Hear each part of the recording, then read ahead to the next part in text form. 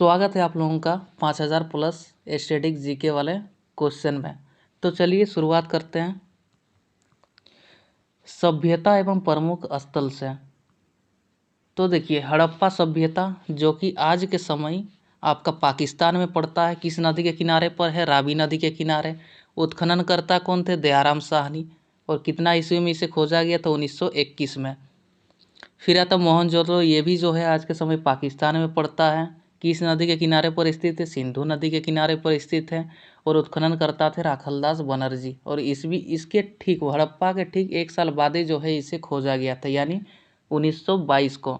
फिर आता है आपका चनहुदड़ो जो कि आज के समय पाकिस्तान में पड़ता है। यह भी आपका सिंधु नदी के किनारे पर स्थित है और इसके खोजकर्ता हैं आपका गोपाल मजूमदार और इसे खोजा गया था 1931 ईस्वी को। फिर आता है आपका कालीबंगा जो कि राजस्थान में पड़ता है आज के समय। किस नदी के किनारे पर स्थित है? आपका घग्गर नदी के किनारे है और इसके खोजकर्ता हैं लाल एवं थापर। पूरा नाम जानना है सर्च करके आप लोग देख लीजिएगा। और इसे कितना ईयर में खोजा गया था? 1953 ईस्वी में इसे खोजा गया था। फिर आता लोथल जो कि गुजरात में पड़ता है। ये आपका भोगवा नदी के किनारे पर स्थित है और इसके उत्खननकर्ता कौन है? आपके रंगनाथ राव। और इसे खोजा गया था 1955 से 62 के बीच।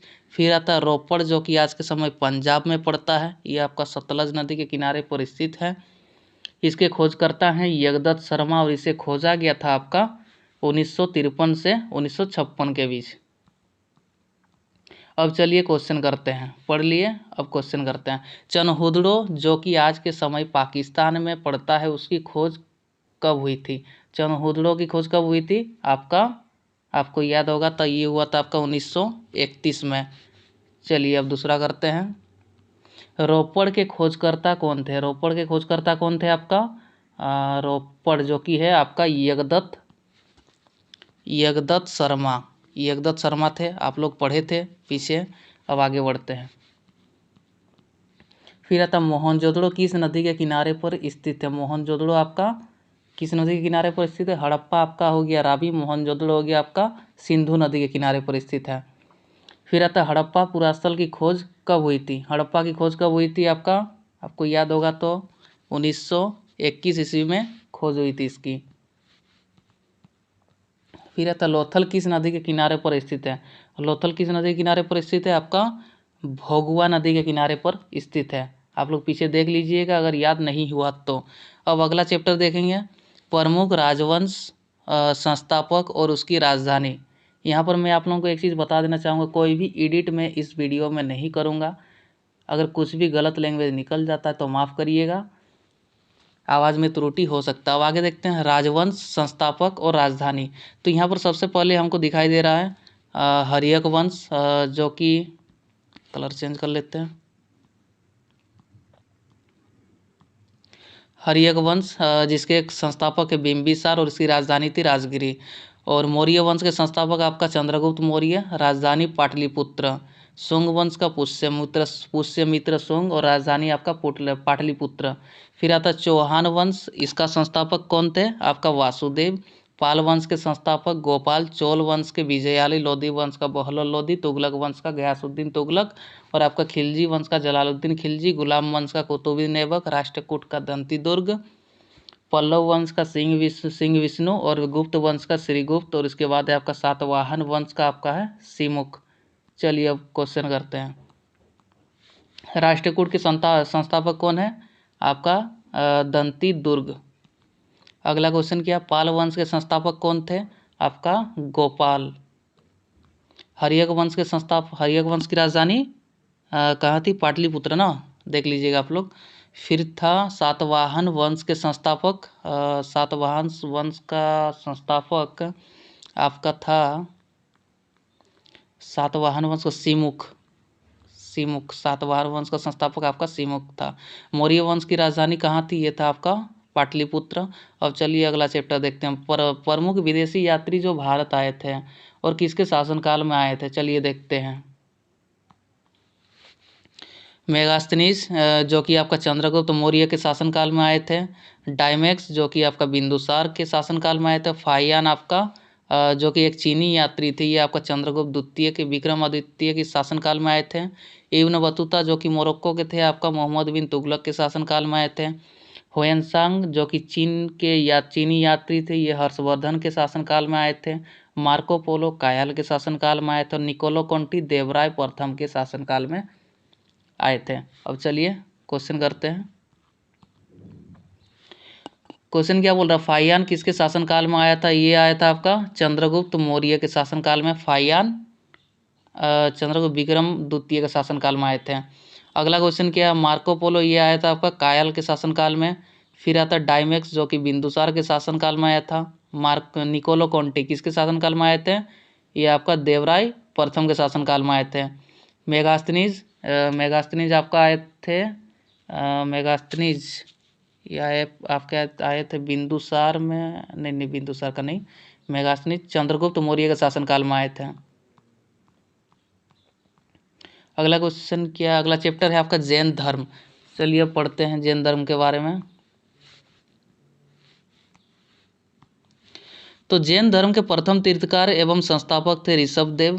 पहले तीर्थकार थे ऋषभदेव, दूसरे तीर्थकार थे अजितनाथ, 23वें थे पार्श्वनाथ और 24वें थे महावीर स्वामी।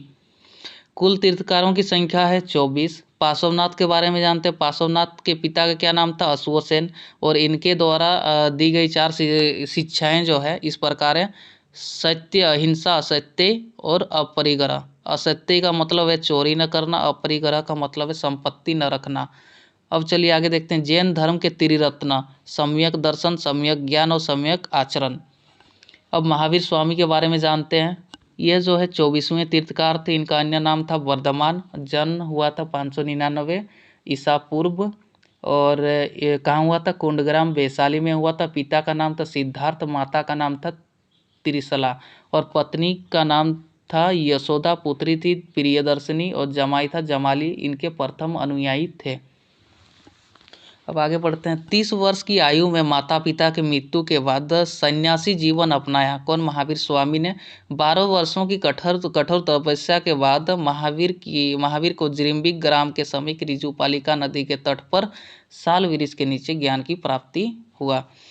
फिर आगे क्या बोल रहा है, महावीर स्वामी ने अपना उपदेश प्राकृत या अध मगधी भाषा में दिया। 72 वर्ष की आयु में महावीर की मृत्यु बिहार के पावापुरी में हो गई। अब आगे देखते हैं दर्शन और प्रवर्तक। दर्शन और प्रवर्तक, सांख्य दर्शन के प्रवर्तक कौन है? कपिल। योग दर्शन के पतंजलि। न्याय दर्शन के गौतम। ये होगा आपका वैशेषिक दर्शन, इस प्रकार का वैशेषिक दर्शन।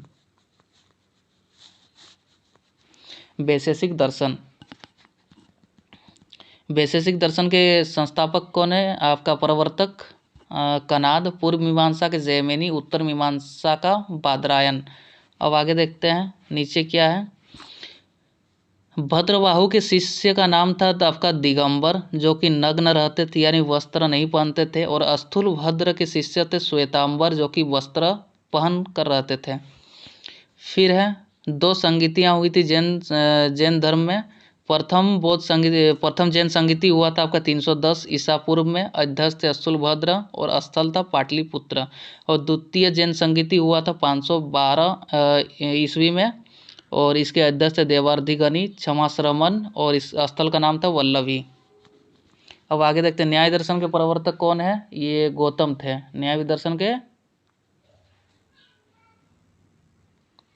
न्याय दर्शन के आपके गौतम थे। चलिए ठीक है। और महावीर स्वामी ने सर्वाधिक उपदेश किस भाषा में दिए थे, ये आपको कमेंट करके बताना है। आगे देखते हैं जैन धर्म के 23वें तीर्थकार का क्या नाम था? ये था आपका पार्श्वनाथ। और 24वें थे आपका महावीर स्वामी। द्वितीय जैन संगीति के अध्यक्ष कौन थे? देवार्धि समाश्रमण। जैन धर्म के वास्तविक संस्थापक कौन थे? इसको कहते हैं महावीर स्वामी। वास्तविक संस्थापक महावीर स्वामी। अब चलिए देखते हैं बौद्ध धर्म के बारे में। तो बौद्ध धर्म में सबसे पहले बताया गया है, बौद्ध धर्म के संस्थापक हैं आपका गौतम बुद्ध। अब गौतम बुद्ध के बारे में जानते हैं। इनका जन्म हुआ था 563 ईसा पूर्व में। कहाँ हुआ था? लुम्बिनी में। बचपन का नाम था सिद्धार्थ। पिता का नाम था शुद्धोधन, माता का नाम था माया देवी। अब गौतम बुद्ध के जन्म के कुछ दिन के बाद माता पिता की मृत्यु हो गई। उनका लालन पालन उनकी मौसी प्रजापति गौतमी ने किया। फिर गृह त्याग किए उन्होंने 29 वर्ष में। 6 वर्ष की कठिन तपस्या के बाद 35 वर्ष की आयु में वैशाख की पूर्णिमा को निरंजना नदी के किनारे पीपल वृक्ष के नीचे ज्ञान की प्राप्ति हुई। गौतम बुद्ध जी को ज्ञान की प्राप्ति के बाद सिद्धार्थ बुद्ध कहलाए और जहाँ उन्हें ज्ञान की प्राप्ति हुई वो स्थान बोधगया के नाम से प्रसिद्ध हुआ। अब आगे क्या बोलता है, प्रथम उपदेश दिए सारनाथ में, सर्वाधिक उपदेश कहाँ दिए, श्रावस्ती में। गौतम बुद्ध की 80 वर्ष में गौतम बुद्ध की 80 वर्ष में कुशीनगर में हुई क्या हुई, मृत्यु हुई। इस घटना को महापरिनिर्वाण कहा जाता था, कहा जाता है। महापरिनिर्वाण का मतलब है स्तूप। और बौद्ध धर्म के त्रिरत्न है बुद्ध, धम्म और संघ। बौद्ध धर्म का सबसे पवित्र त्योहार है बुद्ध पूर्णिमा। जातक कथाओं में भगवान बुद्ध के पूर्व जन्मों की कथाएं हैं। बौद्ध धर्म के विषय में विस्तृत ज्ञान को कहते हैं त्रिपिटक। त्रिपिटक को भी 3 प्रकार में बांटा गया है, एक है विनय पिटक, सुत्त पिटक और अभिधम्म पिटक। अब आगे देखते हैं, इसको थोड़ा जूम करके हम ये करते हैं। हाँ, प्रथम बौद्ध संगति हुआ था 483 ईसा पूर्व में। ये रहा आपका, कहाँ हुआ था, राजगिरी में। अध्यक्ष थे महाकश्यप, शासक थे अजातशत्रु। द्वितीय बौद्ध संगति हुआ था आपका 383 ईसा पूर्व में। स्थान था वैशाली, अध्यक्ष थे सर्वकामी, शासक थे काला शोक। और तृतीय बौद्ध संगति हुआ था आपका 247 ईसा पूर्व में। स्थान था पाटलिपुत्र, अध्यक्ष थे मैगलीपुतीस और आपके शासक थे अशोक। फिर चतुर्थ बौद्ध संगति आपका हुआ था 72 ईस्वी में और इस स्थान हुआ था कुंडलवन और अध्यक्ष थे वसुमित्र और अश्वघोष, शासक थे उस समय के कनिष्क। यहाँ पर आपसे ये एक क्वेश्चन पूछ सकता है, ऐसा बौद्ध संगति का नाम बताइए जो ईस्वी में हुआ हो। कौन था, चतुर्थ। अब आगे देखते हैं, जैन धर्म के भगवती सूत्र और बौद्ध धर्म के अंगुत्तर निकाय में 16 महाजनपद का उल्लेख है। महाजनपद और राजधानी, अंग का चंपा, अवंती का उज्जैन, सुरसेन का मथुरा, काशी का राजधानी वाराणसी, कौशल का श्रावस्ती, कुरु का इंद्रप्रस्थ, कंबोज का हाटक, अस्मक का पोटली, चेदी का सुक्तिमती, पांचाल का इच्छत्र और वज्जी का वैशाली, वत्स का कौशाम्बी, मगध का गिरिब्रिज, मत्स्य का विराटनगर, मल्ल का कुशीनगर या पावा या कुशावती आप लोग कह सकते हो। चलिए अब क्वेश्चन की बारी। बौद्ध धर्म के विषय में विस्तृत ज्ञान को क्या कहते हैं, क्या कहते हैं बौद्ध धर्म के विषय में विस्तृत ज्ञान को क्या कहते हैं, ये तो मुझे भी देखना होगा। बौद्ध धर्म के अच्छा विषय त्रिपिटक कहते हैं। भगवान बुद्ध का बचपन में नाम क्या था, क्या नाम था, सिद्धार्थ था ना, हाँ सिद्धार्थ था। चेक कर लेते हैं, भगवान बुद्ध के बचपन का नाम सिद्धार्थ। आप लोग ये टेस्ट टाइप कर दीजिए। भगवान बुद्ध ने सर्वाधिक उपदेश किस भाषा में दिए थे, बुद्ध दिए थे पाली भाषा में और जैन धर्म के जो भी उपदेश दिए थे वो आपका प्राकृत भाषा में दिए गए थे। कौन सा बौद्ध संगति ईस्वी में हुआ था, चौथा, ये आपको पता ही है। सुरसेन की राजधानी कहाँ थी, मथुरा। अब चलिए संगठन, मुख्यालय और उनके बारे में जानते हैं। तो महत्वपूर्ण संगठन और मुख्यालय, सार्क का मुख्यालय कहाँ है, काठमांडू में है आपका।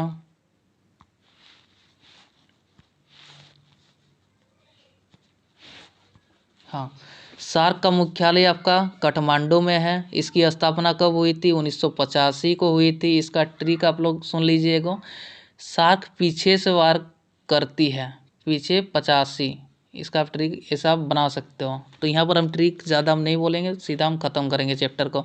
बिम्स्टेक की स्थापना 1997 को हुई थी। G20 का जेनेवा में हुआ था, स्थापना 1999 में हुआ था। G7 आपका इसका स्थापना 1975 में हुआ था। एशियान, इसका मुख्यालय जकार्ता में हुआ था, इसका मुख्यालय जकार्ता है, स्थापना हुआ था 1967 में। नाटो का मुख्यालय है ब्रुसेल्स, स्थापना हुआ था 1949 को। फिर ओपेक, ओपेक का मुख्यालय वियना, इसका स्थापना हुआ था 1960 में। एससीओ की स्थापना 2001 में हुआ था। ब्रिक्स का स्थापना हुआ था 2006 में और इसका मुख्यालय है संघाई। यूएनओ का मुख्यालय न्यूयॉर्क है, इसकी स्थापना हुई थी 1945 को। हू का मुख्यालय है जेनेवा, स्थापना हुआ था आपका 1948 में। फिर आता राष्ट्रीय मंडल, इसका मुख्यालय है लंदन, इसका स्थापना हुआ था 1926 को। यूनिसेफ का मुख्यालय है न्यूयॉर्क, स्थापना हुआ था आपका 1946 में। फिर आता है इसरो, ये इसरो दूसरा है ESRO। इसरो का स्थापना हुआ था 1964 को और मुख्यालय है पेरिस। IMF, इसका मुख्यालय है वाशिंगटन और इसकी स्थापना हुई थी 1945 को। यूनेस्को का मुख्यालय है पेरिस और स्थापना हुआ था 1946 को। चलिए अब क्वेश्चन करते हैं, नाटो की स्थापना कब हुई थी? नाटो की 1945 था ना। नाटो का 1949 था। नाटो की स्थापना 1949 को हुई थी। ओपेक का स्थापना कब हुआ था? 1960 को। यूनिसेफ का मुख्यालय कहाँ है? न्यूयॉर्क है। इसरो का मुख्यालय, ये इसरो दूसरा है, ये भारत वाला पूछ लिया हम, इसका मुख्यालय कहाँ है? बंगलौर में है। और दूसरा इसरो, ये देखिए आ गया ESRO, इसका मुख्यालय कहाँ पर है? पेरिस में है। अब देखते हैं अगला टॉपिक, राष्ट्रीय दल एवं चुनाव चिन्ह। तो यहाँ पर सबसे पहले आता है कांग्रेस। कांग्रेस की स्थापना कब हुई थी? आपका 1885 को हुआ था और इसका चुनाव चिन्ह क्या है? हाथ का पंजा। फिर है भाजपा, और इसकी स्थापना कब हुई थी? 1980 को। चुनाव चिन्ह है कमल। शिवसेना, ये महाराष्ट्र की सरकार शिवसेना, इसकी स्थापना 1966 को हुई थी और इसका चुनाव चिन्ह है तीरधनुष। बसपा, इसकी स्थापना, इसकी स्थापना अच्छे इंपॉर्टेंट नहीं होगा इसलिए हम नहीं लिखे। इसका चुनाव चिन्ह है हाथी। एनसीपी का 1999 स्थापना हुआ था, चुनाव चिन्ह घड़ी है। आम आदमी पार्टी का स्थापना कब हुआ था? 2012 में हुआ था, चुनाव चिन्ह है झाड़ू छाप।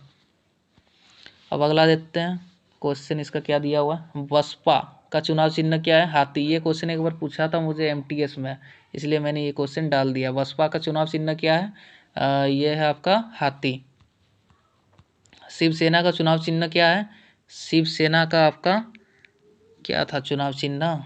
शिवसेना का आपका था तीरधनुष। फिर आपके एनसीपी का चुनाव चिन्ह ये घड़ी था शायद, देख लीजिए आप लोग ऊपर। भाजपा की स्थापना कब हुई थी? ये आपका 1980 में हुआ था भाजपा की स्थापना, 1980, हाँ ठीक है। फिर आता आपका कांग्रेस की स्थापना कब हुई थी? इसका स्थापना हुआ था आपका 1885 में। पर्यटन स्थल एवं निर्माणकर्ता, चलिए अब देखते हैं, ये रहा आपका अगला टॉपिक, पर्यटन स्थल एवं निर्माणकर्ता। दीवाने खास, ताजमहल, जामा मस्जिद, मोती मस्जिद, लाल किला किसने बनवाया? आपका शाहजहां ने बनवाया। फतेहपुर सीकरी और आगरा फोर्ट किसने बनवाया? आपका अकबर ने बनवाया। अजंता की गुफा गुप्त शासकों द्वारा बनाया गया। एलोरा की गुफा आपका राष्ट्रकूटों द्वारा बनाया गया। फिर आता 2.5 दिन का झोंपड़ा और कुतुब मीनार किसने बनवाया? आपका कुतुबुद्दीन ऐबक ने बनवाया। खजुराहो मंदिर आपका किसने बनवाया? चंदेल राजाओं ने बनवाया। कोणार्क सूर्य मंदिर आपका किसने बनवाया? नरसिंह देव प्रथम ने बनवाया। चार मीनार किसने बनवाया? आपका कुली कुतुब शाह ने बनवाया। निषाद बाग आपका किसने बनवाया? आसिफ अली। और हवा महल आपका बनवाया देखते हैं महाराणा प्रताप सिंह ने। अब क्वेश्चन में आते हैं, मोती मस्जिद के निर्माणकर्ता कौन थे? ये था आपका कौन? आपका शाहजहां। आगरा फोर्ट के निर्माणकर्ता कौन थे? अकबर। एलोरा की गुफा, ये आपके था अजंता की गुफा हो गया गुप्त शासकों द्वारा, एलोरा राष्ट्रकूटों द्वारा। खजुराहो मंदिर के निर्माण ये तो चंदेल राजाओं ने बनवाया था। चार मीनार आपका कौन बनाया था? कुली कुतुब शाह। कहाँ पर है? हैदराबाद में है। फिर आता है आपका विश्व की प्रमुख नदियां, उद्गम व समाहित स्थल। ये टॉप 4 नदियां हैं विश्व की, आप लोग देख लीजिए। टॉप 4 में पहले पे आता नील नदी, जिसकी लंबाई है 6650। थोड़ा सा जूम कर देते हैं।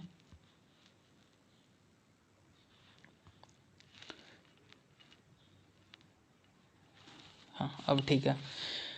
नील नदी, नील नदी की लंबाई कितनी है? 6,650 किलोमीटर। कहाँ से निकलती है? विक्टोरिया झील से निकलती है। कहाँ गिरती है? भूमध्य सागर में गिर जाती है। दूसरे नंबर पर आता है अमेजन नदी, जिसकी लंबाई है 6,400 किलोमीटर। उद्गम स्थल है लेगो विल्फेरो और समाहित स्थल कहाँ है इसका? अटलांटिक महासागर में। फिर तीसरे नंबर की सबसे लंबी नदी है यांगसी नदी, जिसकी लंबाई है 6,300 किलोमीटर और ये आपका कहाँ से निकलती है? तिब्बत का पठार से। गिरती कहाँ है? चीन सागर में। फिर आता मिसिसिपी मिसौरी, इसकी लंबाई कितनी है? 6,275 किलोमीटर और उद्गम स्थल कहाँ है? इटास्का झील और कहाँ गिरती है? मैक्सिको की खाड़ी में। और यहाँ पर एक क्वेश्चन और बनता है, एशिया की सबसे लंबी नदी कौन है? आपका यांगसी नदी। क्वेश्चन देखते हैं, यांगसी नदी की लंबाई कितनी है? आप लोग देखे थे 6,200 था ना, 6,300 किलोमीटर था यांगसी नदी की लंबाई। अमेजन नदी की लंबाई आपका था 6,400 किलोमीटर। हाँ ठीक है, अमेजन नदी की लंबाई 6,400 किलोमीटर। नील नदी का समाहित स्थल का क्या नाम है? ये आपका नील नदी कहाँ से? आपका भूमध्य सागर में, भूमध्य सागर में। चेक कर लेते हैं एक बार। हाँ भूमध्य सागर में। ये क्वेश्चन आप लोग बिल्कुल सेट की तरह लीजिएगा, मेरे बताने से पहले आप लोग बताने का कोशिश करिएगा।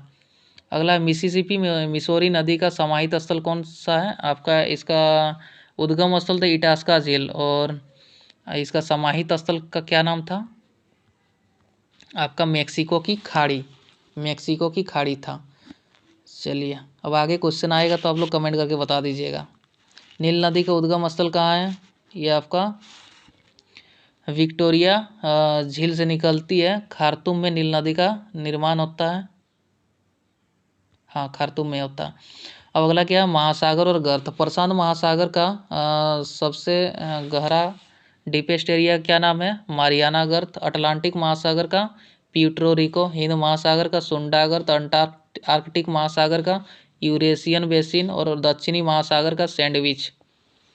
फिर से एक बार पढ़ लेते हैं ताकि ऊपर आना ना पड़े। प्रशांत महासागर का मरियाना गर्त, अटलांटिक महासागर का प्यूर्टो रिको, हिंद महासागर का सुंडा गर्त, आर्कटिक महासागर का यूरेशियन बेसिन और दक्षिणी महासागर का सैंडविच गर्त। चलिए अब आगे बढ़ते हैं। प्रशांत महासागर के गर्त का क्या नाम है? Mariana trench. अब आगे बढ़ते हैं। आर्कटिक महासागर का गर्त का क्या नाम है? क्या नाम है आर्कटिक महासागर का? प्यूर्टो रिको, यही था ना? प्यूर्टो रिको नहीं, ये था यूरेशियन बेसिन। आर्कटिक महासागर का यूरेशियन बेसिन। दक्षिणी महासागर का इसका नाम था सैंडविच। हिंद महासागर का सुंडा और जावा और आपका अटलांटिक महासागर का ये था आपका प्यूर्टो रिको। प्यूर्टो रिको एक बार कंफर्म कर लेते हैं। हाँ प्यूर्टो रिको। अटलांटिक महासागर का गर्त का क्या नाम था? Puerto Rico. अब अगला क्वेश्चन क्या है? चैप्टर आपका खिलाड़ियों की संख्या, खिलाड़ियों की संख्या। चलिए देखते हैं। क्रिकेट, हॉकी और फुटबॉल में आपका खिलाड़ियों की संख्या कितनी है? 11 है। खो खो और बेसबॉल में 9 है खिलाड़ियों की संख्या। लॉन टेनिस, बैडमिंटन और टेबल टेनिस में खिलाड़ियों की संख्या 1 या 2 है। रग्बी फुटबॉल में 15 सबसे ज़्यादा, याद करिएगा सबसे ज़्यादा किस में खिलाड़ी होते हैं? रग्बी फुटबॉल में। अब आता है कबड्डी और वाटर पोलो, इसमें 7 खिलाड़ी होते हैं। बास्केटबॉल और वॉलीबॉल, बास्केटबॉल में 5 खिलाड़ी और वॉलीबॉल में एक ज़्यादा 6 और पोलो में 4 खिलाड़ी होते हैं। क्वेश्चन की बारी, क्वेश्चन देखते हैं। हॉकी में कितने खिलाड़ी होते हैं? 11 खिलाड़ी होते हैं, जो कि आपका पहले ही दिया हुआ था। अब आगे देखते हैं। बास्केटबॉल में कितने खिलाड़ी होते हैं? 5 खिलाड़ी होते हैं। रग्बी फुटबॉल में सबसे ज़्यादा, याद करिए सबसे ज़्यादा कितना है? 15। खो खो में कितने खिलाड़ी होते हैं? 9। वाटर पोलो में कितने खिलाड़ी होते हैं? वाटर पोलो इसमें 7 होते हैं। अगला चैप्टर आ गया महत्वपूर्ण आविष्कार एवं उसके आविष्कारक। चलिए अब देखते हैं। इलेक्ट्रॉन की खोज जे थॉमसन ने की थी। प्रोटॉन की खोज गोल्डस्टीन ने। न्यूट्रॉन की खोज जेम्स चैडविक ने। नाभिक की खोज रदरफोर्ड ने। डायनेमो की खोज माइकल फेराडे ने किया था।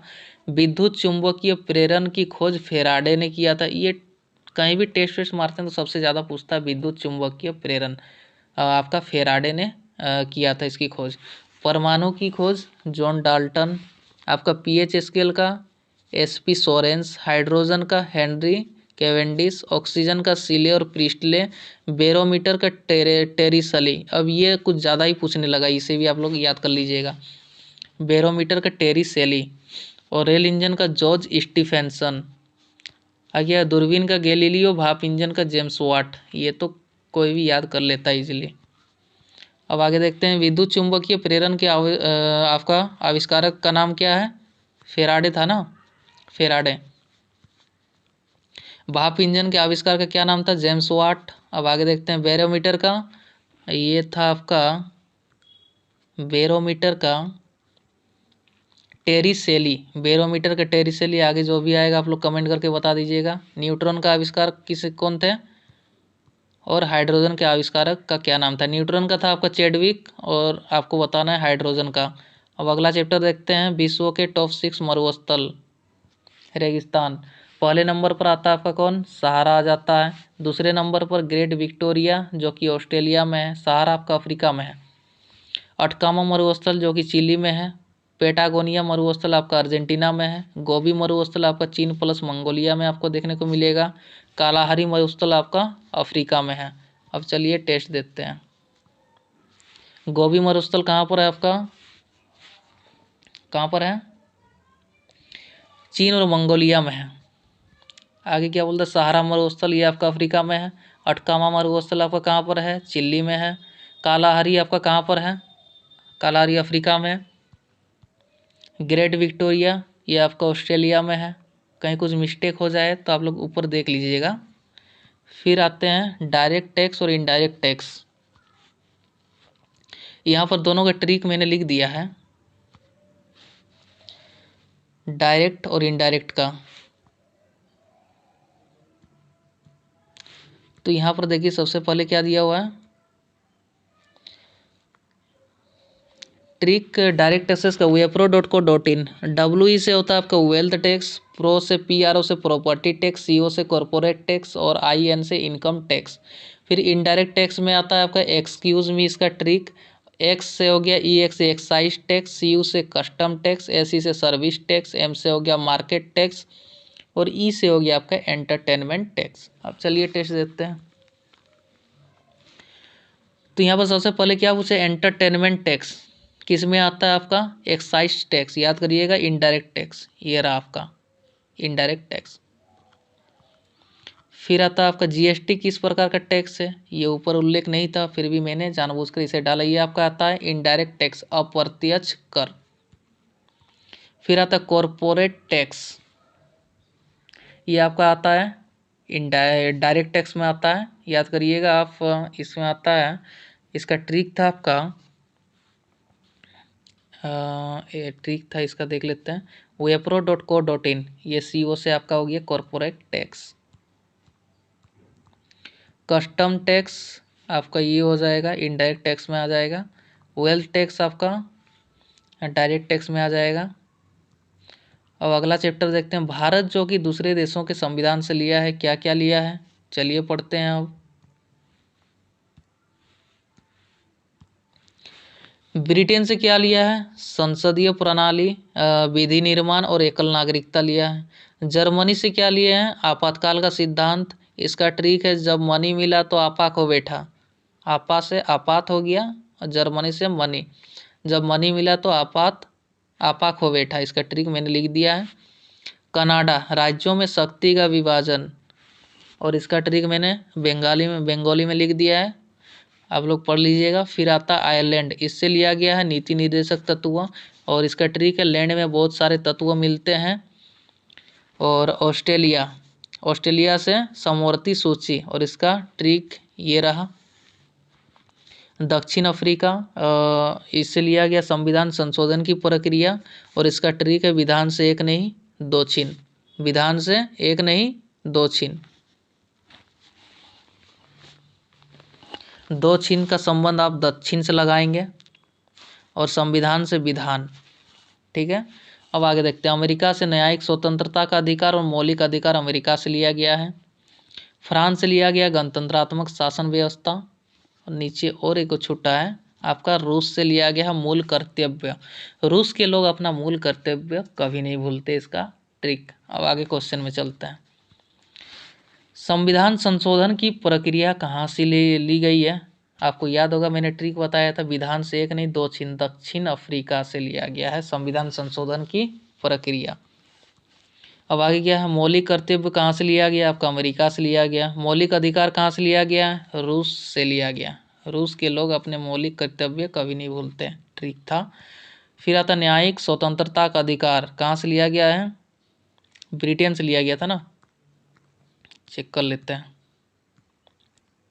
ब्रिटेन से नहीं, अमेरिका से ही लिया गया था, अमेरिका से न्यायिक स्वतंत्रता का अधिकार। अब अगला क्वेश्चन क्या है आपका? नीति निर्देशक तत्व कहाँ से लिया गया? आयरलैंड से। अगला चैप्टर आ गया संविधान सभा की प्रमुख समितियां व उनके अध्यक्ष। अब चलिए जानते हैं संविधान सभा के बारे में। संविधान सभा, इसकी पहली बैठक हुई थी 9 दिसंबर 1946 को। अस्थायी अध्यक्ष थे डॉक्टर राजेंद्र प्रसाद, अस्थायी अध्यक्ष डॉक्टर सचिदानंद सिन्हा, और संवैधानिक सलाहकार थे CVN राव। और संविधान पारित हुआ था 26 नवंबर 1949 को, और संविधान लागू हुआ था 26 जनवरी 1950 को। अब देखते हैं नीचे आपका प्रारूप समिति में कुल सदस्यों की संख्या कितनी थी? 7 थी। अध्यक्ष थे भीमराव अंबेडकर, और गठन हुआ था 29 अगस्त 1947 को। किसका? प्रारूप समिति का गठन हुआ था, ये याद रखिएगा, 29 अगस्त 1947 को इसका गठन हुआ था। अगला क्या है? समितियां और उनके अध्यक्ष। संघ शक्ति समिति, संघ शक्ति समिति और आपका संघीय संविधान समिति, इसके अध्यक्ष थे डॉक्टर पंडित जवाहरलाल नेहरू। और प्रांतीय संविधान समिति के अध्यक्ष थे आपका भीमराव अंबेडकर। प्रारूप समिति के अध्यक्ष थे भीमराव अंबेडकर। प्रारूप समिति के अध्यक्ष थे भीमराव अंबेडकर। और संचालन समिति और ध्वज समिति के अध्यक्ष थे आपका राजेंद्र प्रसाद। यहाँ पर प्रांतीय संविधान समिति में कुछ गड़बड़ लग रहा है, यहाँ पर सरदार वल्लभ भाई पटेल शायद हो सकते थे, यहाँ पर कुछ गड़बड़ लग रहा है, इसको आप लोग चेक कर लीजिएगा। प्रांतीय संविधान समिति में इसको मैं काट देता हूँ। आगे देखते हैं। संचालन समिति के अध्यक्ष कौन थे? ये आपका हो गया राजेंद्र प्रसाद। संचालन और ध्वज समिति ये रहा आपका, देख सकते हैं। प्रारूप समिति के अध्यक्ष ये आपका भीमराव अंबेडकर थे। ध्वज समिति के आपका राजेंद्र प्रसाद। उसके बाद आता है संघ शक्ति समिति, ये आपका हो गया पंडित जवाहरलाल नेहरू। प्रारूप समिति का गठन कब हुआ था? 29 अगस्त 1947 को हुआ था। संविधान पारित कब हुआ था? 26 नवंबर 1949 को हुआ था। अगला चैप्टर भारतीय शासक और उपाधि। चलिए देखते हैं, थोड़ा सा हम जूम कर लेते हैं इसे, शासक और उपाधि को। बिंदुसार, इनको उपाधि मिला था अमित्रघात का। अशोक को मिला था देवनाम प्रिय और प्रियदर्शी। समुद्रगुप्त को मिला था भारतीय नेपोलियन को उपाधि। हर्षवर्धन को शिलादित्य। कनिष्क का देवपुत्र। शिवाजी का छत्रपति। औरंगजेब का जिंदापीर। और जहांगीर का आपका शेख सलेम। और एक बार रिपीट कर लेते हैं। बिंदुसार को कहा जाता है, बिंदुसार को उपाधि मिला था अमित्रघात का। अशोक को देवनाम प्रिय और प्रियदर्शी। समुद्रगुप्त को भारतीय नेपोलियन। हर्षवर्धन को शिलादित्य। कनिष्क को देवपुत्र। शिवाजी को छत्रपति। और औरंगजेब को जिंदापीर। और जहांगीर को शेख सलीम। अब टेस्ट देते हैं।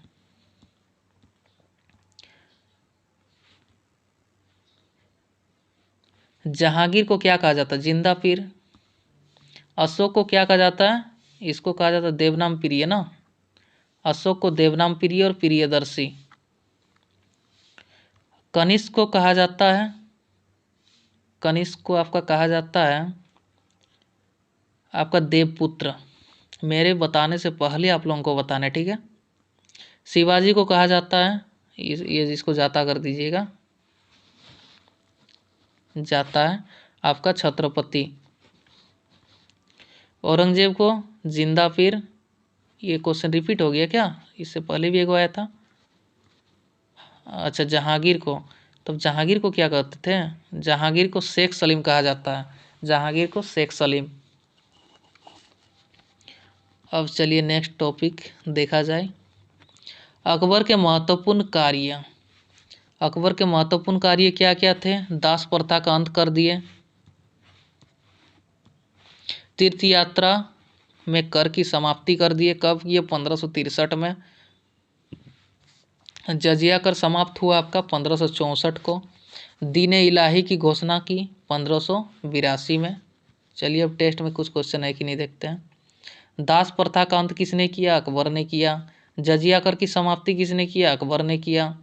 दीन इलाही की घोषणा किसने किया? अकबर ने किया। अब चलिए जाते हैं जीएसटी, अप्रत्यक्ष कर में। देखते हैं क्वेश्चन स्टैटिक जीके के हिसाब से क्या क्या आ सकता है। जीएसटी का फुल फॉर्म होता है goods and service tax, Hindi में कहते हैं वस्तु एवं सेवा कर। लागू हुआ था 1 जुलाई 2017 में भारत में।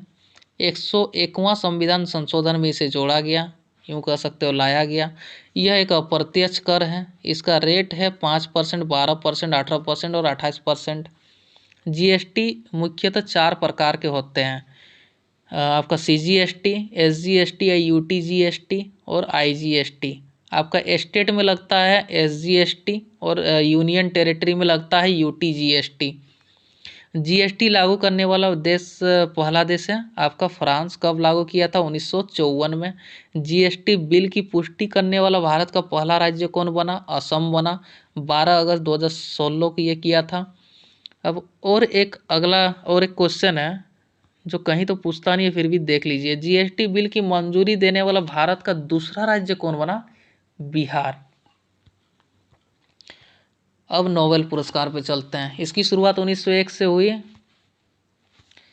ये रहा नोबेल का फिगर जो कि यहाँ पर दिया हुआ है। अब आगे देखते हैं क्वेश्चन इसमें क्या क्या दिया है। नोबेल पुरस्कार किस व्यक्ति की याद में हर वर्ष दिया जाता है? अल्फ्रेड नोबेल की। अल्फ्रेड नोबेल ने एक चीज़ खोजा था, किसका? डायनामाइट का। नोबेल पुरस्कार दिया जाता है 6 क्षेत्रों में: भौतिकी, रसायन, चिकित्सा, शांति और अर्थशास्त्र। नोबेल पुरस्कार से सम्मानित होने वाले प्रथम भारतीय महिला कौन थे? Mother Teresa. रविंद्रनाथ जी को नोबेल पुरस्कार से सम्मानित किया गया था कब? 1913 में। किस महिला को 2 बार नोबेल पुरस्कार से सम्मानित किया गया? आंसर मैडम क्यूरी को। अब देखते हैं कुछ क्वेश्चन है कि नहीं। नहीं है क्वेश्चन, सीधा आगे बढ़ जाते हैं। अब आते हैं ग्रैंड स्लैम पे। तो ग्रैंड स्लैम जिसका संबंध है आपका टेनिस से, ये हर वर्ष 4 होता है। एक होता है ऑस्ट्रेलिया ओपन जो कि ऑस्ट्रेलिया में होता है, फ्रेंच ओपन जो कि आपका फ्रांस में होता है, विंबलडन जो कि आपका जून के अंत से जुलाई की शुरुआत में होता है। ये कहाँ होता है आप लोग देख लीजिएगा। यूएस ओपन जो कि अगस्त से सितंबर में आयोजित होता है। और यहाँ पर एक चीज़ यहाँ पर क्वेश्चन बनता है, सबसे पुराना टेनिस टूर्नामेंट है कौन है? आपका विंबलडन, ठीक है। और ये जो है सफ़ेद पोशाक पहनकर जो है खेलते हैं खिलाड़ी। फिर ग्रैंड स्लैम जीतने वाले पहले भारतीय कौन थे? महेश भूपति। कहाँ के थे? तमिलनाडु के थे। अब चलिए आगे बढ़ते हैं। आगे दिया भारत रत्न। भारत का सर्वोच्च सम्मान भारत रत्न, ये आपका पहले नंबर पर आता है। ये आपका पहले नंबर पर आता है। फिर दूसरे नंबर पर आता है पद्म भूषण का, ये रहा पद्म विभूषण। तीसरे नंबर पर आता भारत के सर्वोच्च सम्मान में पद्म भूषण। और चौथे नंबर में आता है पद्मश्री। जो थोड़ा भी अच्छा काम कर देगा उसको ये आराम से मिल जाएगा पद्मश्री। 500 पेड़ लगाओ, 1000 पेड़ लगाओ, 10,000 पेड़ लगाओ, ये पद्मश्री आपको मिल जाना है। अब आगे देखते हैं। तो यहाँ पर भारत रत्न और पद्म पुरस्कार की शुरुआत दोनों का ही शुरुआत जो है 1954 से हुआ था। भारत रत्न दिया जाता है, ये सबसे नंबर 1 पर आते बता ही दिए। पद्म पुरस्कार में जो है 3 प्रकार के पुरस्कार होते हैं इसके अंदर, जिसमें पद्म विभूषण दिया जाता है, पद्म भूषण और पद्म श्री। अब आगे बढ़ते हैं। हाँ, भारत रत्न ये सम्मान राष्ट्रीय सेवाओं के लिए दिया जाता है। एक वर्ष में 3 व्यक्ति को ही दिया जाता है भारत रत्न। 1954 में यह जो है मरणोपरांत नहीं दिया जाता था, लेकिन इसके ठीक 1 साल बाद ही ये जोड़ दिया गया कि मरणोपरांत भी दिया जाएगा। ये रहा। फिर क्या बोल रहा है, यह पुरस्कार कला साहित्य विज्ञान सामाजिक सेवा और खेल में दिया जाता है। कला साहित्य विज्ञान सामाजिक सेवा और खेल में दिया जाता है। इस पुरस्कार की शुरुआत राष्ट्रपति राजेंद्र प्रसाद के द्वारा की जाती थी। 2 जनवरी 1954 से इसकी शुरुआत हुई। पीपल के पत्ते पर भारत रत्न लिखा हुआ रहता है। 1954 में भारत रत्न मिला डॉक्टर सर्वपल्ली राधाकृष्णन को, चक्रवर्ती राजगोपालाचारी को, डॉक्टर चंद्रशेखर वेंकट रमन को। ये 3 जन को जो है 1954 में सबसे पहले मिला, और एक वर्ष में 3 जन को ही दिया जाता है। सबसे पहले इन 3 जन को मिला। फिर अगला क्वेश्चन क्या है, 1962 में मिला राजेंद्र प्रसाद को। 1962 में मिला किसको, राजेंद्र प्रसाद को। फिर आपका जवाहरलाल नेहरू को मिला कब, 1955 को। 1966 में मिला आपका लाल बहादुर शास्त्री को, ये याद कर लीजिए, ये इंपॉर्टेंट है। फिर है 1980 में मिला मदर टेरेसा को, और 1978 से 1980 में ये बंद रहा। 1987 में मिला खान अब्दुल गफ्फार खान, पहले विदेशी थे, ये भी याद रखिएगा। 1990 में भारत रत्न मिला आपका भीमराव अंबेडकर को, जो कि मरणोपरांत इन्हें मिला था। और प्रथम मरणोपरांत किसे मिला था, लाल बहादुर शास्त्री को मिला था। अब 1991 में आपका सरदार वल्लभ भाई पटेल को मरणोपरांत मिला। फिर 1997 में डॉक्टर APJ अब्दुल कलाम को मिला। 2001 में लता मंगेशकर को मिला। 2014 में आपका सचिन तेंदुलकर मिला। अटल बिहारी वाजपेयी को 2015 में मिला। अटल बिहारी वाजपेयी और मदन मोहन मालवीय को मिला 2015 में। 2019 में मिला प्रणब मुखर्जी को। अब जानते हैं पद्म पुरस्कार के बारे में। यह 3 प्रकार के होते हैं, मैंने पहले ही बता दिया। अब चलिए तीनों को कैसे दिया जाता है उसके बारे में जानते हैं। पद्म पुरस्कार की शुरुआत वर्ष 1954 से हुई थी।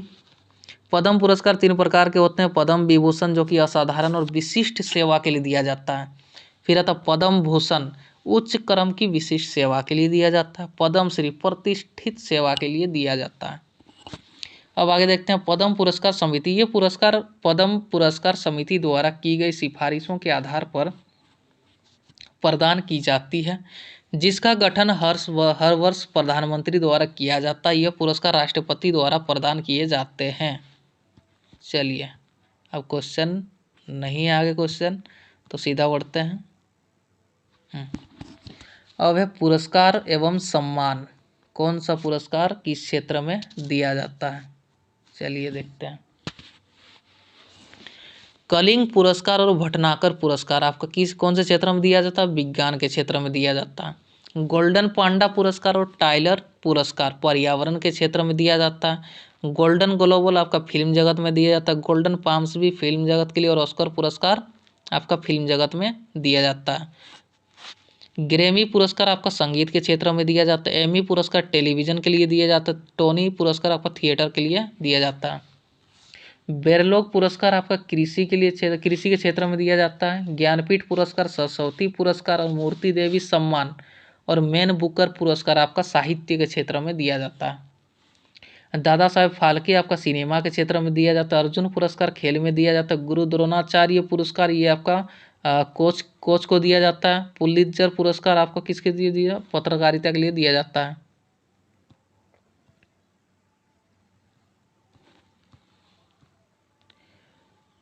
अब है महत्वपूर्ण दिवस, चलिए देखते हैं। तो महत्वपूर्ण दिवस में सबसे पहले हम ये देखेंगे कि 23 मार्च 1931 में क्या हुआ था। 3 जन को फांसी मिला था, भगत सिंह जी को, सुखदेव जी को और राजगुरु जी को मिला था। 3 जन को फांसी मिला था 23 मार्च 1931 को। फिर क्या है, थल सेना दिवस जो कि 15 जनवरी को होता है। वायुसेना दिवस 8 अक्टूबर को मनाया जाता है। नौसेना दिवस आपका 4 दिसंबर को मनाया जाता है।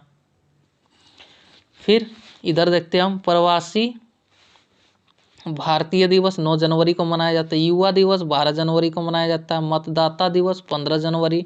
शहीद दिवस आपका 30 जनवरी को मनाया जाता है। 30 जनवरी को आपका महात्मा गांधी का मृत्यु हुआ था, याद रखिएगा। उनके मृत्यु के अवसर पर ये शहीद दिवस जो है मनाया जाता है। फिर आता वैलेंटाइन डे 14 फरवरी, और इसी दिन ब्लैक डे भी मनाया जाता है। वैलेंटाइन डे के दिन 14 फरवरी को। राष्ट्रीय विज्ञान दिवस 28 फरवरी को मनाया जाता है। राष्ट्रीय सुरक्षा दिवस 4 मार्च को। विश्व जल दिवस 22 मार्च को। और अंतर्राष्ट्रीय महिला दिवस, ये तो आप लोगों को याद होगा ही, 8 मार्च को। अंतर्राष्ट्रीय ट्रांसजेंडर, ये र की मात्रा मैंने छोड़ दिया था ट्रांस में, ट्रांसजेंडर दिवस 31 मार्च को मनाया जाता है। फिर अंतर्राष्ट्रीय खेल दिवस आपका 6 अप्रैल को मनाया जाता है। विश्व स्वास्थ्य दिवस आपका 7 अप्रैल। अम्बेडकर दिवस 14 अप्रैल। मजदूर दिवस 1 मई। मजदूर लोग ये कभी नहीं भूलते, मजदूर दिवस 1 मई को मनाया जाता है, और हम जैसे लोग तो ये दिन कभी नहीं भूलते हैं।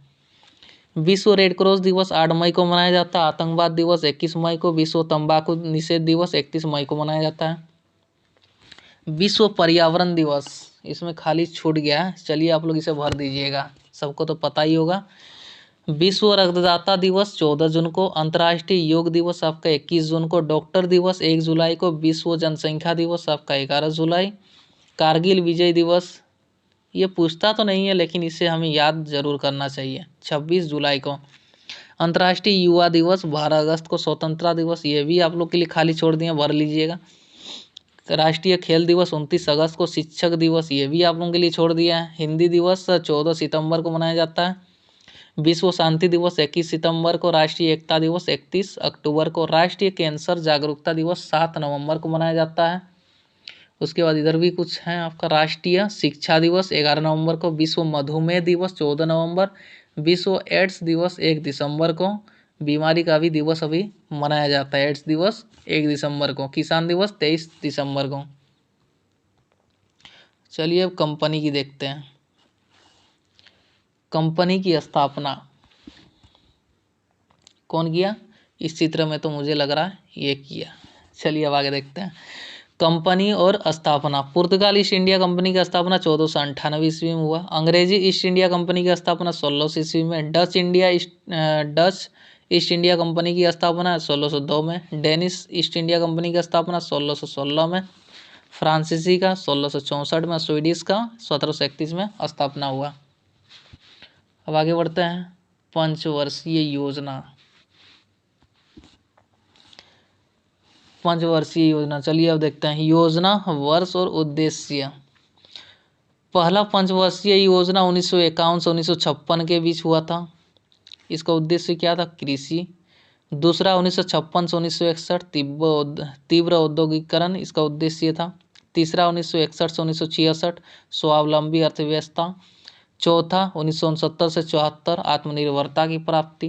पांचवा वर्ष कौन सा? 1974 से 1978 गरीबी उन्मूलन, इसका उद्देश्य था। छठा हुआ था 1980 से 1985, इसका उद्देश्य रोजगार सृजन। फिर है सातवां 1985 से 1990 आत्मनिर्भर अर्थव्यवस्था, इसका उद्देश्य था। आठवां था 1992 से 97 कृषि एवं विकास। नौवां था 97 से 2002 न्यायपूर्ण वितरण। 10वां था 2002 से 2007 सामाजिक न्याय एवं समानता। 11वां था 2007 से 12 तक और तीव्र एवं समावेशी विकास, इसका उद्देश्य था। 12वां था 2012 से 17 त्वरित समावेशी विकास, इसका उद्देश्य था। अब 13वां 2017 से कितना? 2022 तक, 5 साल का ना, 2022 तक ये चलेगा। अब आगे देखते हैं। हाँ, इतिहास के युद्ध, इसमें मैंने एक स्क्रीनशॉट भी चिपकाया है जो काफ़ी महत्वपूर्ण है। पानीपत की प्रथम लड़ाई, जो अक्सर हम भूल जाते हैं उसी को हम सबसे पहले चिपका दिए हैं। पानीपत की प्रथम लड़ाई कब हुई थी? 21 अप्रैल 1526 को। किसके किसके बीच? इब्राहिम लोदी और बाबर के बीच। यहाँ पर रेड का सिग्नल मतलब आप समझिएगा वो हार गया और ग्रीन का मतलब वो जीत गया। अब आगे बढ़ते हैं।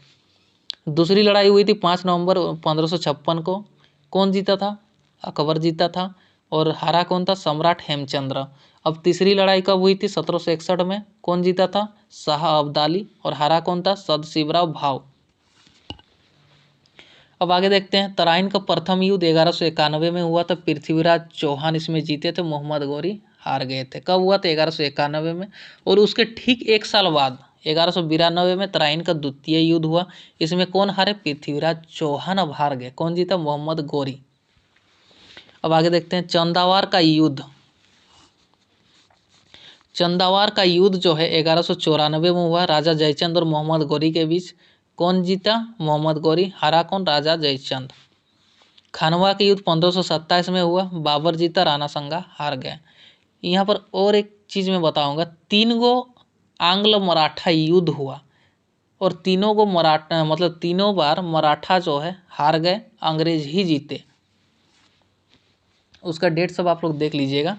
फिर आता घाघरा का युद्ध 1529 में हुआ, कन्नौज का युद्ध 1540 में, चौसा का युद्ध 1539 में, खेड़ा का युद्ध 1707 में, गिरिया का युद्ध 1740 में, खुदरा का युद्ध 1795 में, तालीकोट का युद्ध 1565 में, देवरा का युद्ध 1531 में, वांडीवास का युद्ध 1760 में, बक्सर का युद्ध 1764 में, पलासी का युद्ध 1757 को, सरहिंद का युद्ध 1555, हल्दी घाटी का युद्ध 1576, कारगिल का युद्ध 1999 और कलिंग का युद्ध 261 ईसा पूर्व और भारत चीन का युद्ध हुआ था 1962 में। अब देखते हैं भारत और पाकिस्तान के बीच युद्ध कब हुआ था। तो भारत और पाकिस्तान के बीच जो है 1947 से 1971 तक 3 बड़े युद्ध हुए। चलिए देखते हैं क्या क्या हुआ। भारत और पाकिस्तान के बीच 1999 में सीमित युद्ध भी हुआ। भारत और पाकिस्तान के बीच जम्मू और कश्मीर राज्य की स्थिति को लेकर पहला संघर्ष 1947 में हुआ था। इसे पहला कश्मीर युद्ध भी कहा जाता है। 1947 के युद्ध के परिणाम स्वरूप भारत ने कश्मीर क्षेत्र का लगभग 2/3 नियंत्रण प्राप्त कर लिया।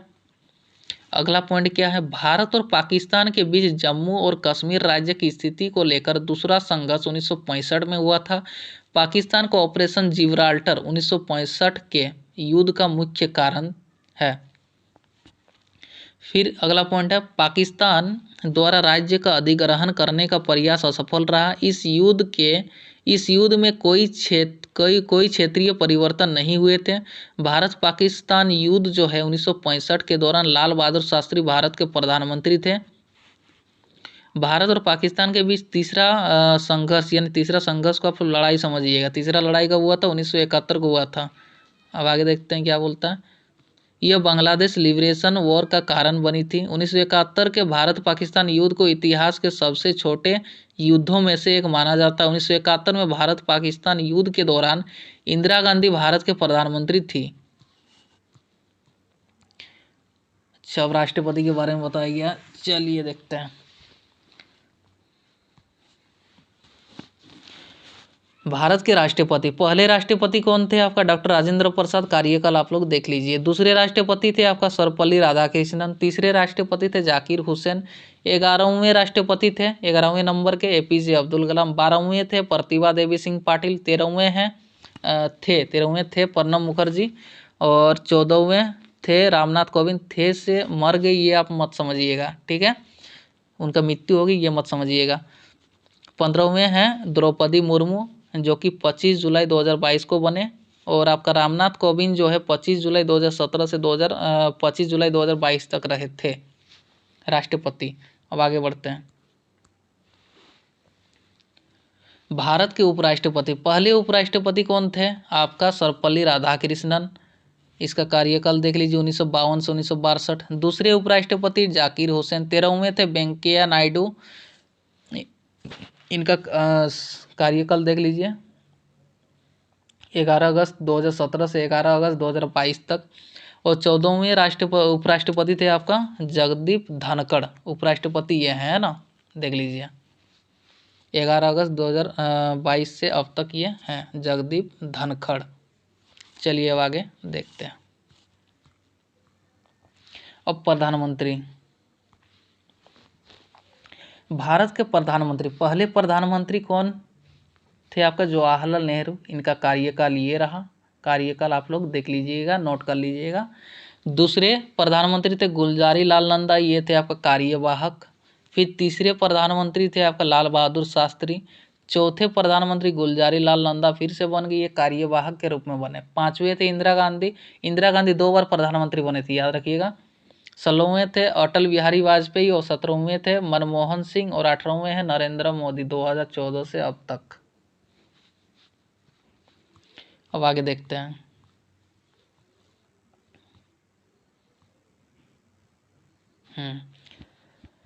अब इसे देखिए, स्टैटिक जीके में ये बहुत कम बताया जाता है, आप लोग देख लीजिए। भारत के राष्ट्रीय चिन्ह, राष्ट्रीय प्रतीक सारनाथ स्थित अशोक स्तंभ से, सारनाथ स्थित अशोक स्तंभ से, अशोक स्तंभ के शीर्ष भाग को भारत सरकार द्वारा 26 जनवरी 1950 को राष्ट्रीय प्रतीक के रूप में अपनाया गया। बस ये डेट याद रखना है आपको। इसके निचले भाग में सत्यमेव जयते देवनागरी लिपि में लिखा गया है, जिसे मुंडकोपनिषद से लिया गया है। फिर आता है राष्ट्रीय कैलेंडर, शक संवत पर आधारित राष्ट्रीय पंचांग को 22 मार्च 1957 को अपनाया गया। इसका पहला माह होता है चैत्र और अंतिम माह होता है फागुन। ये याद रखिए, ये पूछता है, हमेशा पूछता है। हमारा राष्ट्रीय कैलेंडर का पहला माह कौन सा है? चैत्र और अंतिम माह है फागुन। अब देखते हैं राष्ट्रीय ध्वज, जो ये बंदा लाने का कोशिश कर रहा है, इसे देखते हैं पहले। 22 जुलाई 1947 को अपनाया गया था। ध्वज की लंबाई और चौड़ाई का अनुपात क्या है? 3:2 है। अभी दूसरा टाइप का पूछता है, चौड़ाई और लंबाई का अनुपात बताएं, तो आप भी उल्टा कर दीजिएगा, 2:3 कर दीजिएगा। अब यहाँ पर देखिए राष्ट्रीय गान, 24 जनवरी 1950 को संविधान सभा द्वारा जो है राष्ट्रीय गान को स्वीकार किया गया। राष्ट्रीय गान के रचयिता कौन है? रविंद्रनाथ टैगोर। इसको गाने का समय है 52 सेकंड और संक्षिप्त रूप से इसे 20 सेकंड में गाया जा सकता है। 1911 में पहली बार, इस यहाँ पर हम पूरा डेट हम नहीं लिखे और लिखने से आप लोग याद भी नहीं करते, इसलिए हम लिख दिए 1911 में।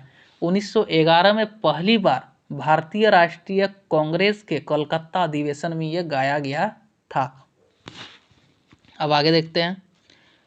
आगे आपका है राष्ट्रीय गीत। राष्ट्रीय गीत के बारे में क्या दिया हुआ है? 24 जनवरी 1950 राष्ट्रीय गान और राष्ट्रीय गीत दोनों एक ही तारीख को जो है अपनाया गया था। 24 जनवरी 1950 को राष्ट्रीय गीत वंदे मातरम को स्वीकार किया गया। इसे बंकिम चंद्र चटर्जी के उपन्यास आनंद मठ से लिया गया है।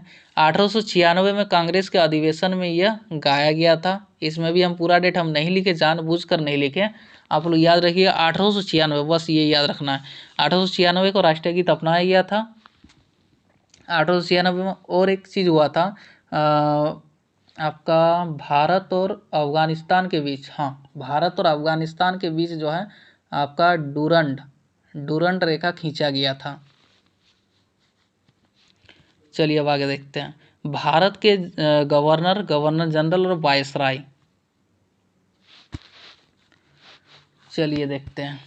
रॉबर्ट क्लाइव बंगाल के प्रथम गवर्नर थे और बंगाल के अंतिम गवर्नर कौन थे? आपका वारेन हेस्टिंग्स। और यही जो है बंगाल के प्रथम गवर्नर जनरल बने। अब यहाँ पर देखिए जनरल जुड़ गया। उसके बाद क्या हुआ? बंगाल के अंतिम गवर्नर जनरल कौन थे? Lord William Bentinck. और भारत के प्रथम गवर्नर जनरल कौन बने? Lord William Bentinck. अब आगे देखते हैं। भारत के अंतिम गवर्नर जनरल कौन बने? आपका लॉर्ड कैनिंग। और भारत के प्रथम वायसराय, ये पूछता है आप लोगों को, भारत के प्रथम वायसराय कौन है? Lord Canning. और आपका लॉर्ड माउंटबेटन जो है भारत के अंतिम वायसराय थे। और स्वतंत्र भारत के प्रथम गवर्नर जनरल कौन थे? आपका लॉर्ड माउंटबेटन।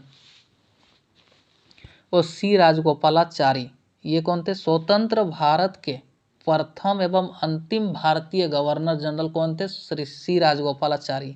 ये देखिए। अब आगे क्या है? उपकरण और उसके कार्य, चलिए इसे भी पढ़ लेते हैं। बैरोमीटर उपकरण है और इसका कार्य क्या है? वायुमंडलीय दाब का मापक।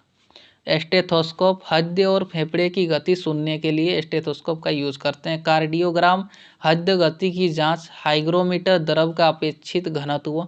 रेनगेज वर्षा मापक है। रिक्टर स्केल भूकंप की तीव्रता मापक। लेक्टोमीटर दूध की शुद्धता मापक। स्पिग्मोमेनोमीटर रक्तदाब मापक है। कोस्कोग्राफ जो कि पौधों की वृद्धि के माप के लिए यूज किया जाता है। ओडोमीटर पहिए द्वारा तय की गई दूरी।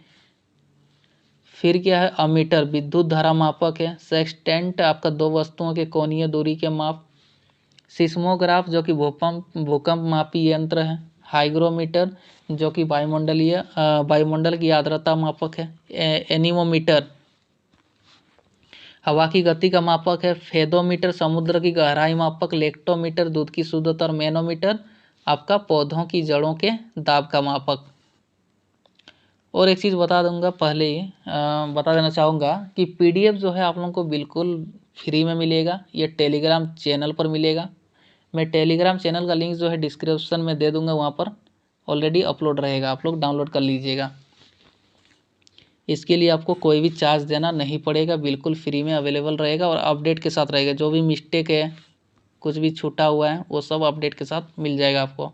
तो चलिए देखते हैं समाधि स्थल और उससे संबंधित व्यक्ति। राजघाट का किसका समाधि स्थल है? आपका महात्मा गांधी का। शांतिवन आपका जवाहरलाल नेहरू का है। विजयघाट लाल बहादुर शास्त्री। चेत्रा भूमि भीमराव अम्बेडकर। महापरियान घाट आपका डॉक्टर राजेंद्र प्रसाद। शक्ति स्थल इंदिरा गांधी। ये सभी के सभी इम्पोर्टेंट है। आप लोग 5 बार 10 बार 50 बार इसे रट्टा जरूर मान लीजिए। वीरभूमि किसका समाधि स्थल है? राजीव गांधी। किसान घाट आपका चौधरी चरण सिंह। अभय घाट मेरारजी देसाई। उदय भूमि KR नारायण। और आपका कर्म भूमि शंकर दयाल शर्मा। एकता स्थल ज्ञानी जैल सिंह। अब आगे देखते हैं वायुमंडल। वायुमंडल पृथ्वी के बाहर, चलिए और थोड़ा पढ़ लेते हैं। वायुमंडल पृथ्वी के बाहर 10,000 किलोमीटर तक फैला हुआ है।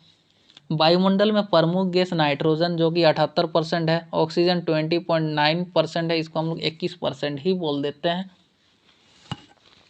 फिर कार्बन डाइऑक्साइड 0.03%, आर्गन है 0.9%। अब चलिए वायुमंडल की परतों के बारे में जानते हैं। तो सबसे पहले वायुमंडल में परत मिलेगा क्षोभ मंडल, फिर आपका समताप मंडल, फिर ओजोन मंडल, फिर आयन मंडल, फिर बहिर्मंडल मिलेगा। अब पांचों के बारे में जानते हैं। क्षोभ मंडल में क्या होता है? मौसमी घटनाएं घटित होता है। इसमें ग्रीन हाउस गैस होती है, इसमें सबसे ज़्यादा घनत्व होता है। अब समताप मंडल में क्या होता है? इसमें वायुयान जेट आदि उड़ते हैं। फिर आता है ओजोन मंडल, इसको हम लोग मध्य मंडल भी कहते हैं, ये पराबैंगनी किरणों को रोकता है। फिर आता है आयन मंडल, जो कि आपका इसमें टीवी रेडियो रडार की सुविधा सिग्नल वगैरह आयन मंडल से हमें प्राप्त होता है। फिर बहिर्मंडल, इसमें अंतरिक्ष यात्री और सैटेलाइट घूमती है।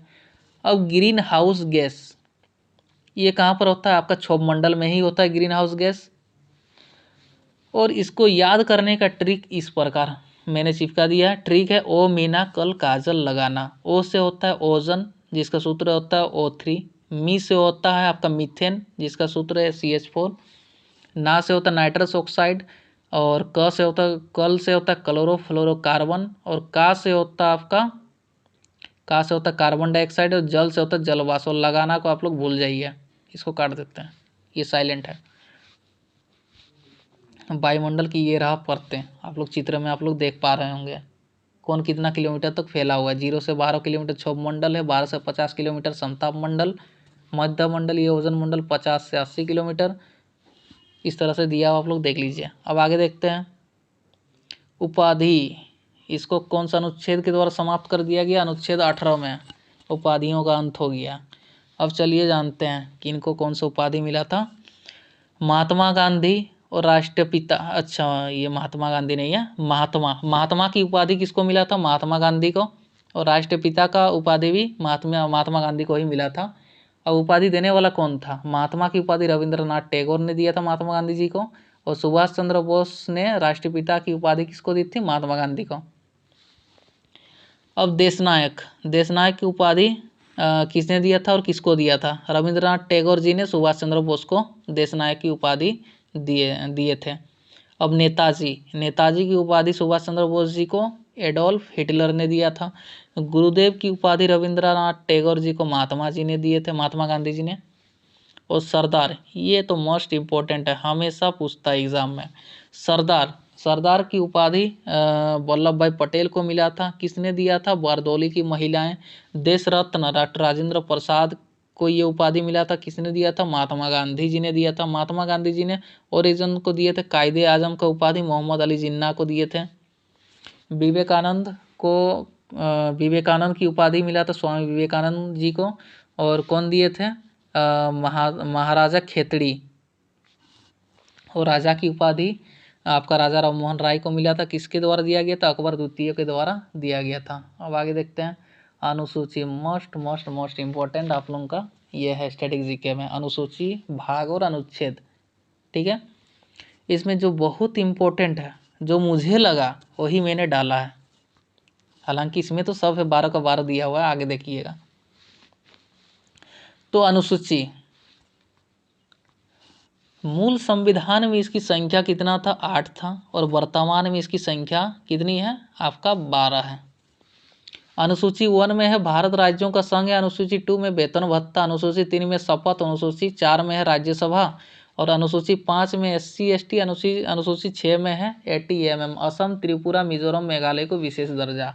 अनुसूची 7 में केंद्र राज्य शक्ति का बंटवारा, ये आप लोग सूची से याद रख सकते हो। अनुसूची 8 में दिया हुआ 22 भाषाओं का वर्णन, संविधान लागू हुई तब 14 भाषा थी। अनुसूची 9 में भूमि सुधार, अनुसूची 10 में दल बदल, 11 में पंचायती राज, 12 में नगर निकाय। अब आगे बढ़ते हैं।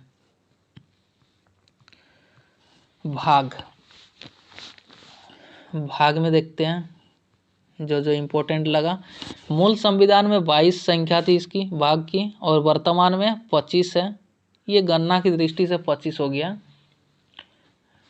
अब देखिए भाग 1 क्या कहता है? भारत राज्यों का संघ है। भाग 2 नागरिकता, भाग 3 मौलिक अधिकार, भाग 4 राज्य के नीति निर्देशक तत्व, भाग 4 का मूल कर्तव्य, भाग 5 संघ, भाग 9 पंचायती राज, भाग 10 SC ST क्षेत्र, भाग 18 है आपात से संबंधित, और भाग 20 है संविधान संशोधन।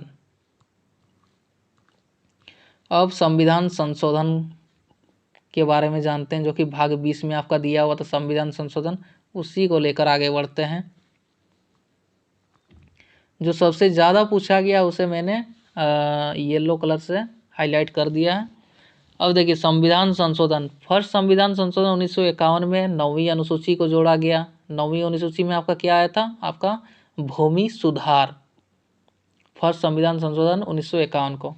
अब 21वां संविधान संशोधन 1967 में सिंधी भाषा को जोड़ा गया। 73वां में जोड़ा गया 11वीं अनुसूची को, ये आपका किससे संबंधित है? 11वीं पंचायती राज से संबंधित है। 74वां में 12वीं अनुसूची को जोड़ा गया। 12वीं अनुसूची किससे संबंधित है? आपका नगर निकाय, नगर निगम आप लोग बोल सकते हो। 35वां में सिक्किम को सह राज्य का दर्जा मिला, मतलब मिलकर रहने का भारत के साथ। फिर सिक्किम को जो है पूर्ण राज्य भारत का, मतलब 22वां राज्य बना दिया गया 36वां संविधान संशोधन में 1975 को। आप लोग कमेंट करके बताइए भारत का 25वां राज्य और 28वां राज्य का नाम। अब आगे देखिए 52वां संविधान संशोधन में 10वीं अनुसूची को जोड़ा गया। 10वीं दल बदल से संबंधित है अनुसूची। 42वां संविधान संशोधन मौलिक कर्तव्य को जोड़ा गया। 44वां संविधान संशोधन 1978 में संपत्ति का अधिकार को मौलिक अधिकार से हटाकर एक कानूनी अधिकार बना दिया गया। अब 56वां संविधान संशोधन, गोवा 25वां राज्य बन गया। फिर आता है आपका 55वां संविधान संशोधन, अरुणाचल प्रदेश को भारत में जोड़ा गया। फिर 61वां संविधान संशोधन, मतदाता की आयु 21 वर्ष से 18 वर्ष कर दिया गया। फिर अगला है 86वां संविधान संशोधन, 6 से 14 वर्ष के बच्चों को निःशुल्क शिक्षा प्राथमिक स्तर पर। 101वां संविधान संशोधन, ये तो पहले भी बता चुके हैं, GST लाया गया। 102वां केंद्र द्वारा OBC आरक्षण 3 तलाक को समाप्त कर दिया गया। 103वां EWS को 10%, ये आजकल ज़्यादा ही देखने को मिल रहा है। 103वां संविधान संशोधन आप लोग देख लीजिएगा। 69वां संविधान संशोधन, दिल्ली को विशेष राज्य का दर्जा मिला। 65वां SC ST का गठन। फिर आगे देखते हैं। अब आता है मेन चीज़ हम लोग का अनुच्छेद। अनुच्छेद में भी मैंने इम्पोर्टेंट को ही छांटा है। अनुच्छेद 352 क्या कहता है? राष्ट्रीय आपात के बारे में। 356 कहता है राष्ट्रपति शासन। 360 कहता है वित्तीय आपातकाल। आपका अनुच्छेद 368 संविधान संशोधन। अनुच्छेद 365 राष्ट्रपति शासन। अलग अलग बॉक्स को आप लोग याद करने का कोशिश करिएगा। इससे बहुत ज़्यादा है, लेकिन इम्पोर्टेंट जो मुझे लगा वो मैंने डाला। आप लोग के हिसाब से और भी लगेंगे, आप लोग उसको छांट के आप लोग याद करिएगा। अब अनुच्छेद 52 भारत के राष्ट्रपति के बारे में दिया हुआ। अनुच्छेद 74 भारत के प्रधानमंत्री। अनुच्छेद 61 राष्ट्रपति पर, यहाँ पर प होगा, पर महाभियोग। अनुच्छेद 85 लोकसभा का विघटन। अनुच्छेद 17 अस्पृश्यता का अंत। अनुच्छेद 18 उपाधियों का अंत। अनुच्छेद 19 स्वतंत्रता का अधिकार। और आपका अनुच्छेद 20 एक अपराध के लिए एक सजा।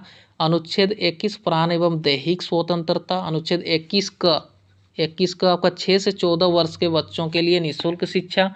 अनुच्छेद 22 कुछ मामलों में गिरफ्तारी से वंचित। अनुच्छेद 40 पंचायती राज का गठन। अनुच्छेद 343 भारत का राज्य भाषा हिंदी होगा और लिपि देवनागरी होगा। अनुच्छेद 72 राष्ट्रपति द्वारा क्षमादान। अनुच्छेद 124 भारत का एक सुप्रीम कोर्ट होगा। अनुच्छेद 312 अखिल भारतीय सेवाओं का गठन। अनुच्छेद 51 का मौलिक कर्तव्य। अनुच्छेद 148 आपका सीएजी की नियुक्ति। अनुच्छेद 19 को प्रेस की स्वतंत्रता, आपका अनुच्छेद 19 का। अब अनुच्छेद के बारे में यहाँ पर भी थोड़ा सा दिया हुआ है। मूल संविधान में अनुच्छेद जो है 395 था और वर्तमान में इसकी संख्या जो है गणना की दृष्टि से 450 से अधिक हो गया। अब याद करो। अब देखो, अब और कुछ अनुच्छेद जो है जो हम लोग की सरला आंटी जो है हमें सिखाएंगे। अनुच्छेद 79 और 80 और 81, 79, 80, 81। तो स से होता है संसद, आर से होता है राज्यसभा और ला से होता है लोकसभा। 79 से आप काउंट करके स्टार्ट करिएगा।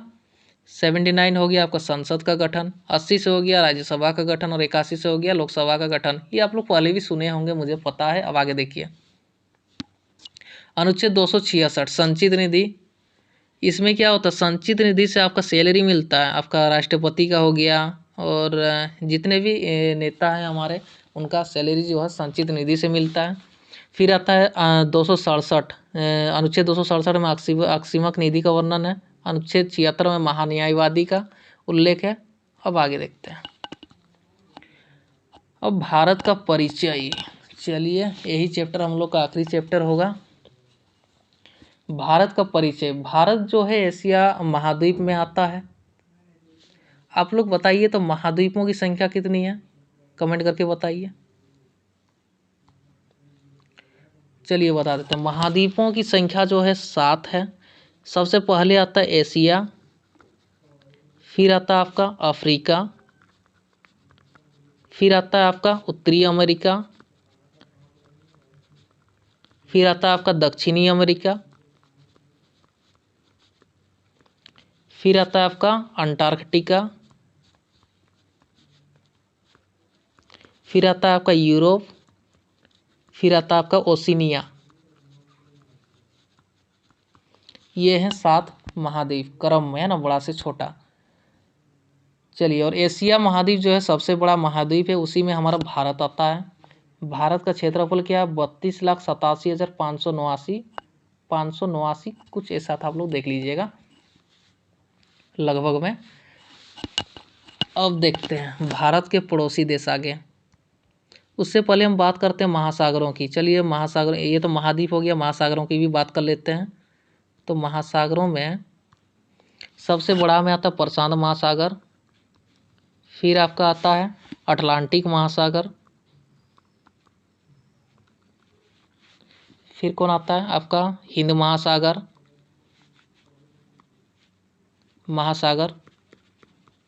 फिर आता है आपका आर्कटिक महासागर,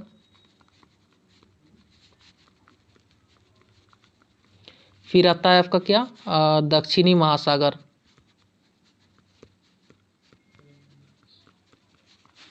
हो गया आर्कटिक महासागर, ये आपका ऊपर की ओर रहेगा। आपका प्रशांत महासागर इस साइड रहेगा, आपका इधर भी थोड़ा रहेगा। हिंद महासागर भारत के नीचे रहेगा और दक्षिणी महासागर ये सबको आधा आधा मिला के ये बन जाता है दक्षिणी महासागर। चलिए अब आगे देखते हैं।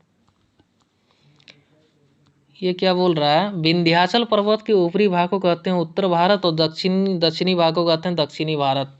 भारत का जो है पूर्व से पश्चिम की लंबाई कितनी है, 29-33 किलोमीटर, और उत्तर से दक्षिण की लंबाई 3214 किलोमीटर। और एक चीज़ यहाँ पर याद रखिएगा, भारत की पूर्वी बिंदु का नाम है कीवीथू, और पश्चिमी बिंदु का नाम है आपका गुहार माता, उत्तरी बिंदु का नाम है इंदिरा कोल, और दक्षिणी बिंदु का नाम है इंदिरा पॉइंट, और मुख्य भूमि पर दक्षिणी बिंदु का नाम है केप केमोरिन।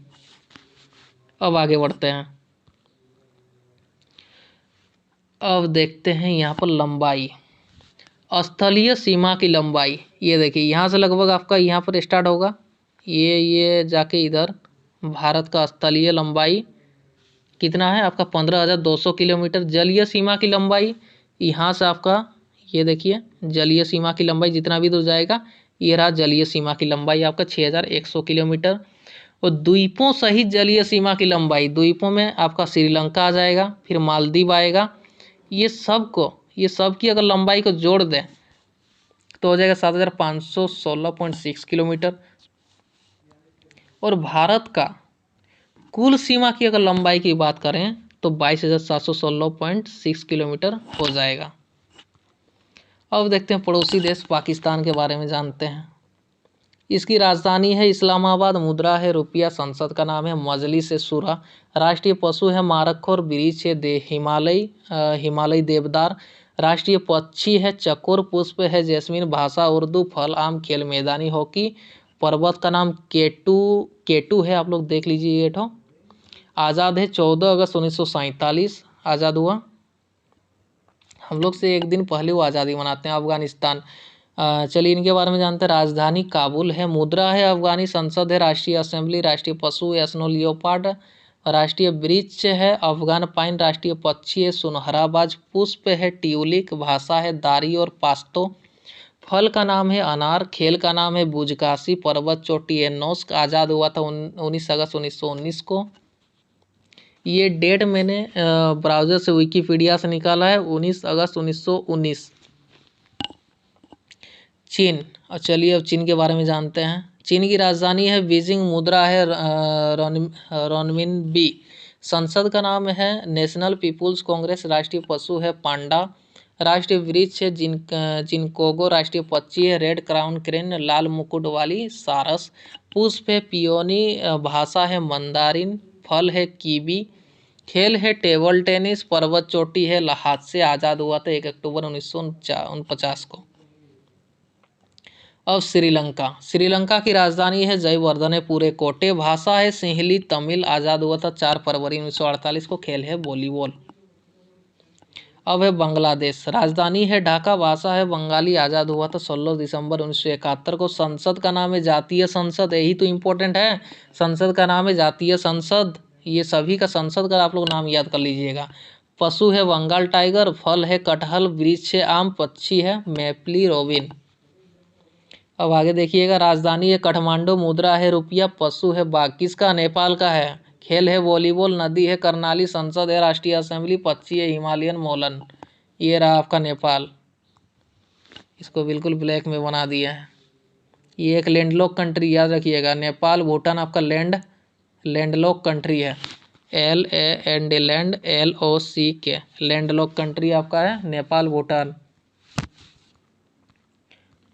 फिर आपका मालदीव, इसकी राजधानी है माले, मुद्रा का नाम है रुपया, खेल है फुटबॉल, पुष्प है पिंक, वृक्ष है कोकोनट पाम, और कुछ है म्यांमार, इसकी राजधानी है नेपिता, मुद्रा है क्यात, खेल है चिलोन, पुष्प है पडोक, संसद का नाम है असेंबली ऑफ यूनियन।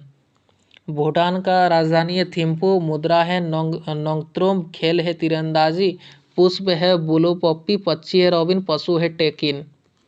अब थैंक यू से पहले और कुछ बता देते हैं आपको, रुकिए। हाँ, भारत और पाकिस्तान के बीच एक बाउंड्री है, ठीक है, इस बाउंड्री का नाम है रेड क्लिफ रेखा, जिसकी लंबाई है 33-23 किलोमीटर, ठीक है, और इसे खींचा गया था 1947 में, जब भारत और पाकिस्तान अलग हुआ। अब आगे बढ़ते हैं। भारत और अफगानिस्तान, इसके बीच भी एक सीमा है जिसका नाम है, भारत और अफगानिस्तान की सीमा जिसका नाम क्या है, डूरंड रेखा। जिसकी लंबाई कितनी है 106 किलोमीटर। इसे कब खींचा गया था 1896 को। अब आगे बढ़ते हैं। भारत और चीन के बीच भी एक रेखा है जिसकी लंबाई कितना है आपका,